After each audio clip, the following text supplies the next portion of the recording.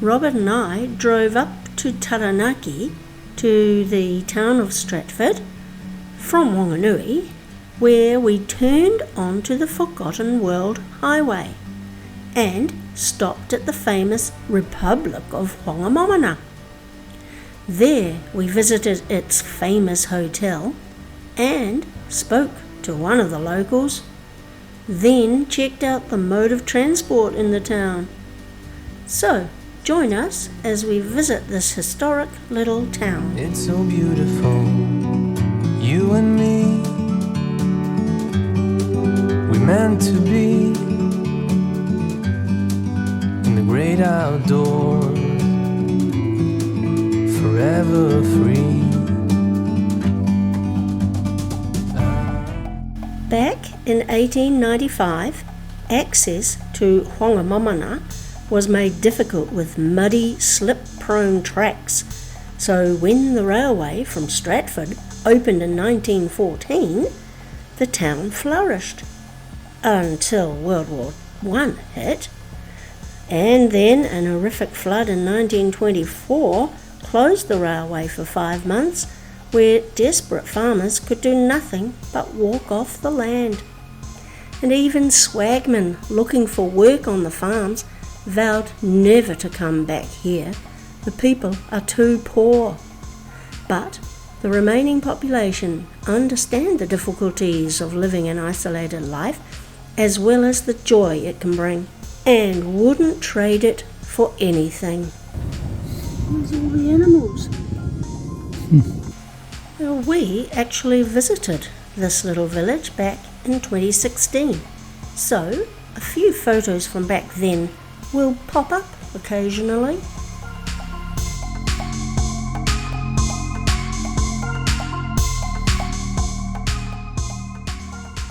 Wow. Oh, what an infant. 1927. Unnamed infant. The first recorded burial here was in 1900 and the last in 2004. Then the cemetery closed. A memorial was erected with the names of everyone who had been buried here, as neglect had set in at the poor little cemetery. Rugby was played on this domain in 1918, and later a variety of events such as hockey, wood chopping, and even a rodeo were held at this domain.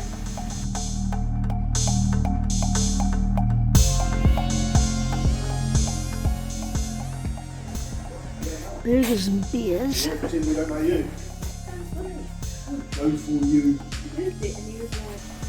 The first Whangamomona Hotel was built in 1902 and was better known as the Whanga Pub.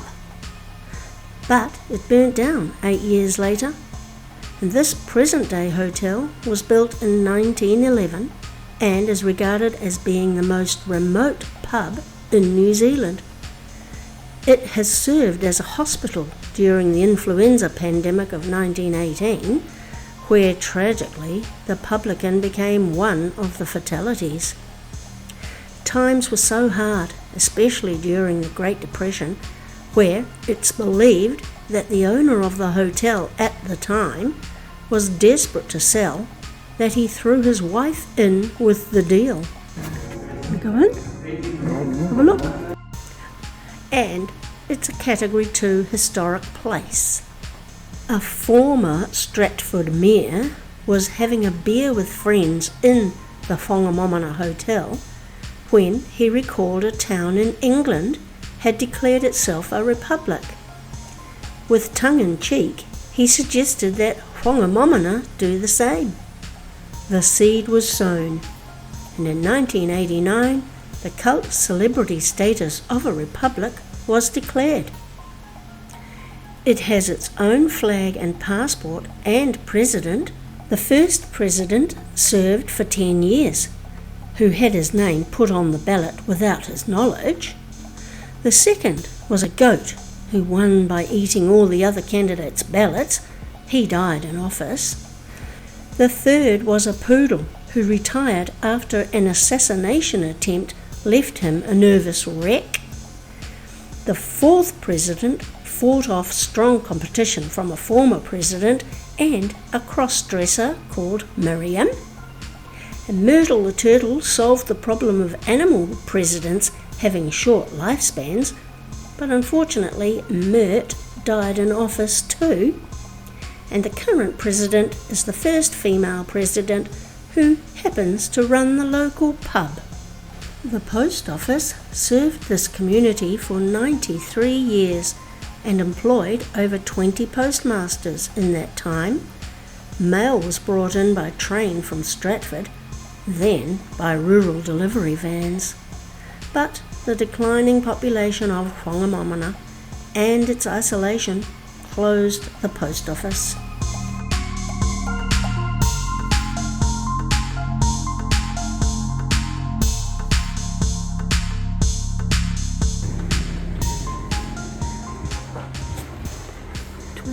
January 2023, Whangamomona Republic Day. They're proud of their republic notoriety, aren't they?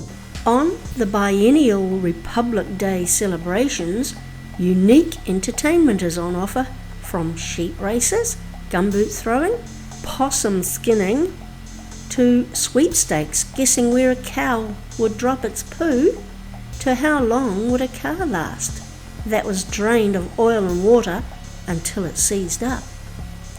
Whangamomona's republic status is more than a gimmick though. It's about a town's independence and hospitality, largely forgotten by the bigger cities. Swim with the eels, I love it. Whip cracking, sheep racing, tug of war.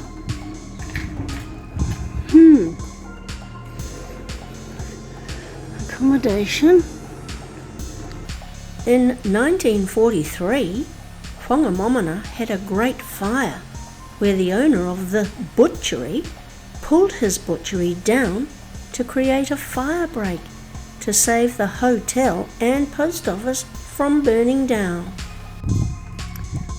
Looks old.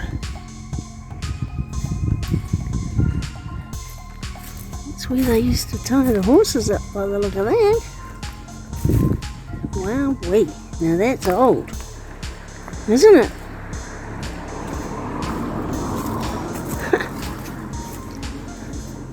Baker's shop block.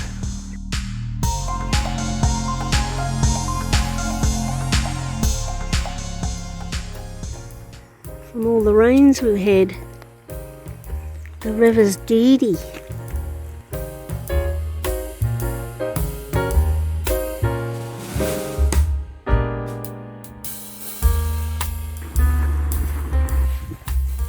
Look at you!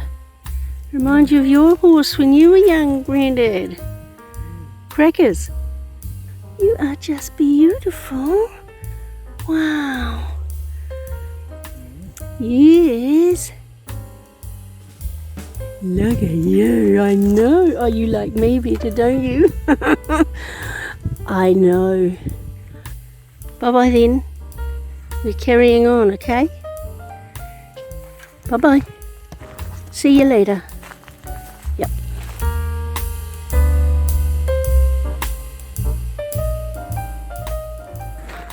Okay, what do we have here? Oh. Okay, super. And this is what they look like when they're on the rails. Wow. Huh. What does FWA stand for? You're sitting in it, BG. Papio. Hello. Need a photograph now.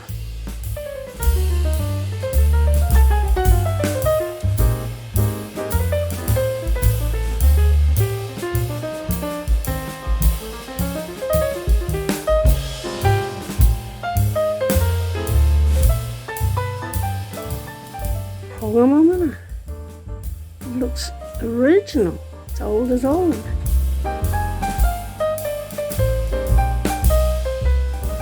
Bye-bye. We gotta go now. Bye-bye.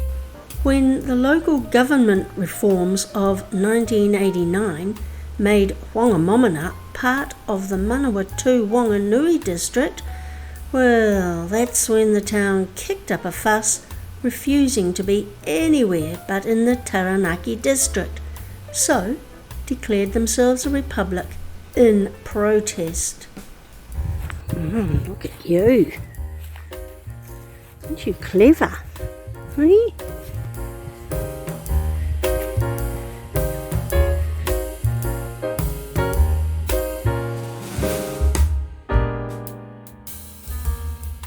X marks on the end, done by a real man. Let's have a look. Where's the X marks? Look at that.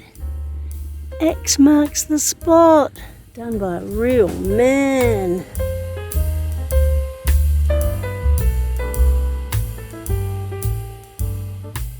Legend has it that Ewan McGregor drilled a hole 700 feet deep in the search of oil when his son Jethro dropped a spanner down the hole.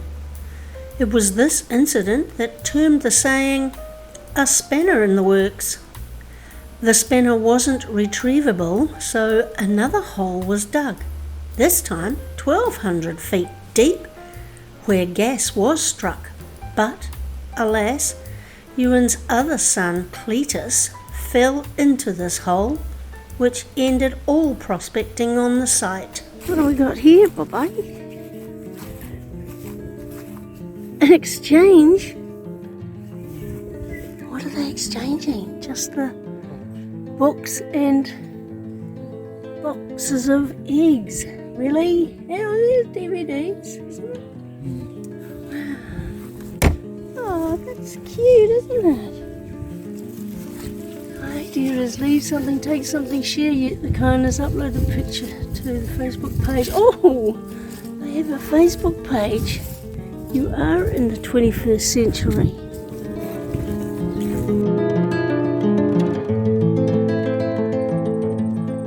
Looks different as. It's got a ferry out on it. Now, way different from when we were here last.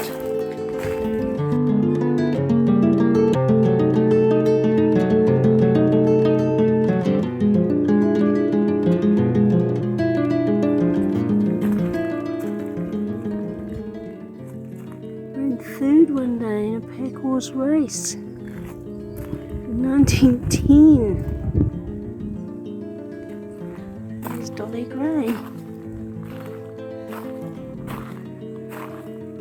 Like Miss Jones, President S, here to take your call on duty. What? Oh, I say, look at you. Hello, Miss Jones. Me and Mrs. Jones, Mrs. Jones. Jones. Oh, it's a Miss Jones, not Mrs. Fine. From 1902, Whangamomona had visiting Anglican priests who held services in people's homes or empty buildings, or even in the Whangamomona Tunnel. So this church was built in 1924. Oh, wow. Looks like it's just been painted. It's their stained glass window. Love it. Paint it red. There you go. How cute is that?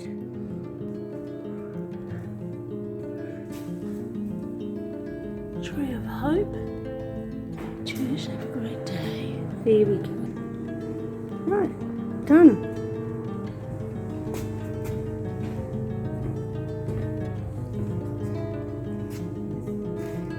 You gonna sign it?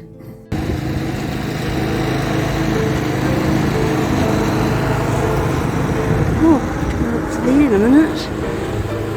Whangamomona another scenic reserve. Now what's around this corner here? One for Lacey. What's this one? It's the hall. Oh yeah, it looks like a hall.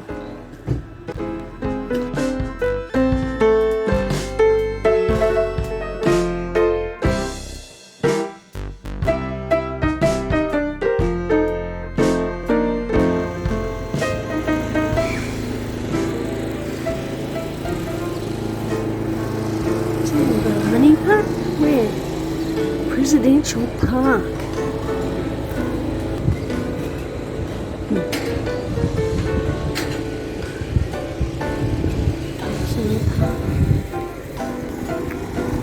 That was Whangamomona.